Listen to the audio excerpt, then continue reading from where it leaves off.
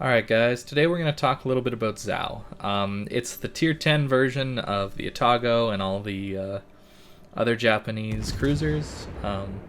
This ship is really good, and it's received some buffs throughout its time. One of them, namely, is the torps. You're going to see me use them to pretty decent effect this game. They're really good for zoning and just trying to keep enemy ships honest to you, basically.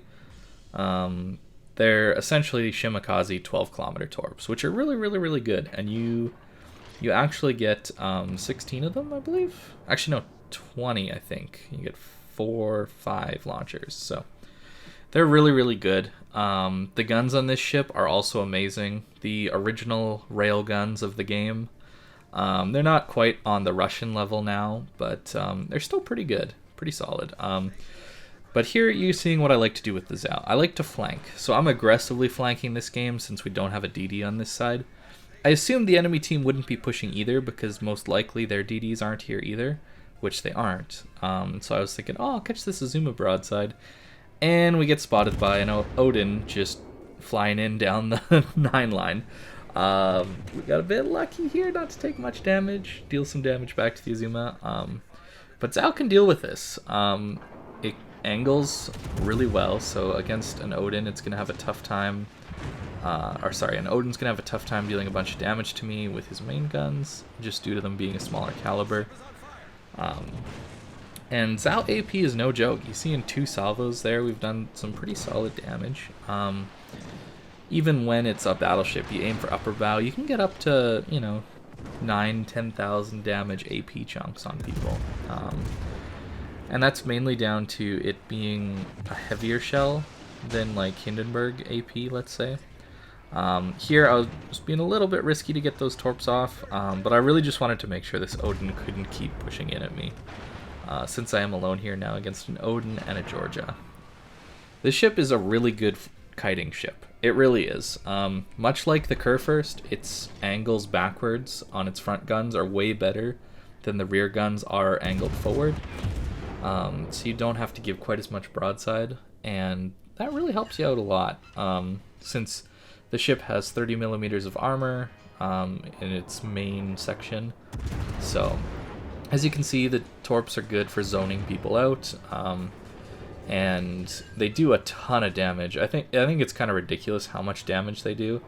Odin's a special example because he has a low HP pool, but look at how much health we just took out of him. So he's forced to run away, and hopefully the Georgia stops shooting us because he does overmatch us. That's why I'm really running away super hard at this point. But the Zao is a flanker, I find.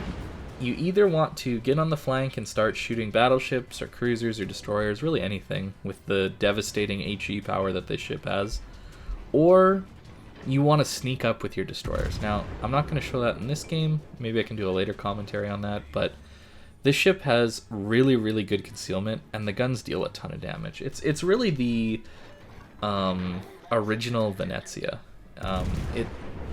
It because of its insane concealment, could sneak up with destroyers, and then when the DDs got into their fight, the Zao could just pop up and hit a destroyer for like 8,000 damage with its HE. And that's a really strong thing to do at the beginning, just because winning those initial DD trades kind of dictates how aggressive both teams' DDs can be on caps and spotting and all that stuff. So that can really help you win games.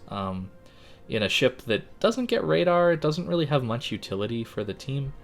But if you play like that, you can dictate how games go.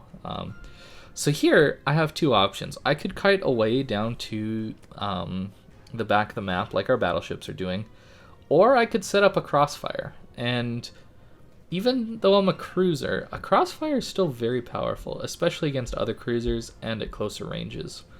So here I'm just waiting for my torps to come back to hopefully hit some people if they try and push out. 12-kilometer torps are pretty nice for that. You used to get 8-kilometer torps, and, well, they weren't particularly useful since you have a 9.9-kilometer concealment. But as you can see, even even at these, you know, reasonable ranges, like 11 kilometers, your AP is devastating. Those citadels hurt bad.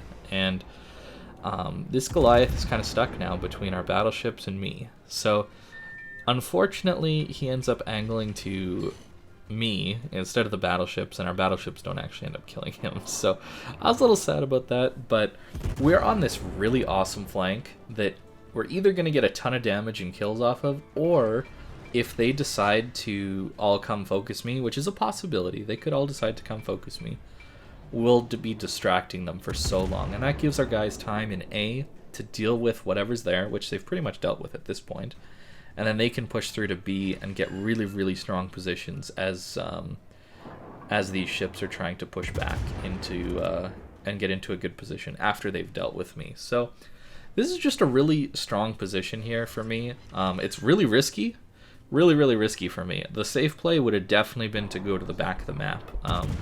I probably would have lived through this whole game. Spoiler alert, I don't end up living. But it's really fun to play these kind of solo flank routes with a ship that has really good concealment, really devastating guns, and some torpedoes yet. It's pretty fun. It's a pretty fun gameplay style. So we just miss out on that Goliath, and that's going to come back to hurt us later. Unfortunately, our battleships, I don't know why they couldn't kill a broadside Goliath at 10 kilometers, but that happens. It happens. So here, what I'm thinking is, what I was thinking was, I'm going to kite away up to the enemy team spawn. I wasn't expecting the Nevsky to be there, so now I'm kind of trapped. I'm hoping that the Goliath isn't going to come back and fight me anytime soon. I'm going to drop torps on the Nevsky, because he's probably going to try and rush around and kill me, because he sees how low I am and how I'm all alone. So I'm going to drop torps there, and hopefully I'll be able to just deal with the Goliath if he pops up. Nevsky radars me, so I know I need to angle, since his AP can be pretty devastating to me. And we're running away again. So that's...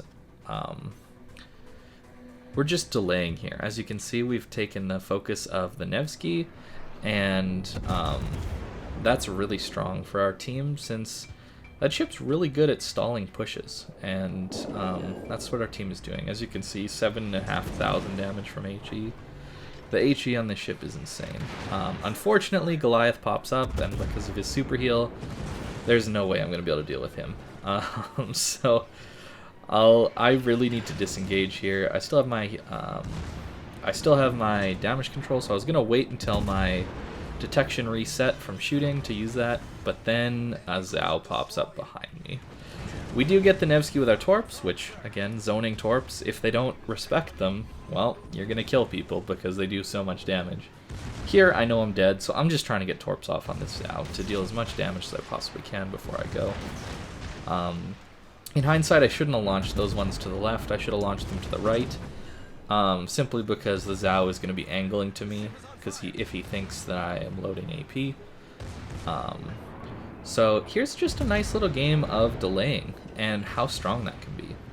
As you can see, get another hit on the Zao with torps, and that's my game. But look at how much map control my team got just because I delayed and took the focus of 3 tier 10 cruisers. And, you know, we did some pretty solid damage to them as well. So Zao is a really good ship. I don't see it played much anymore because there's a lot newer cruisers around to play.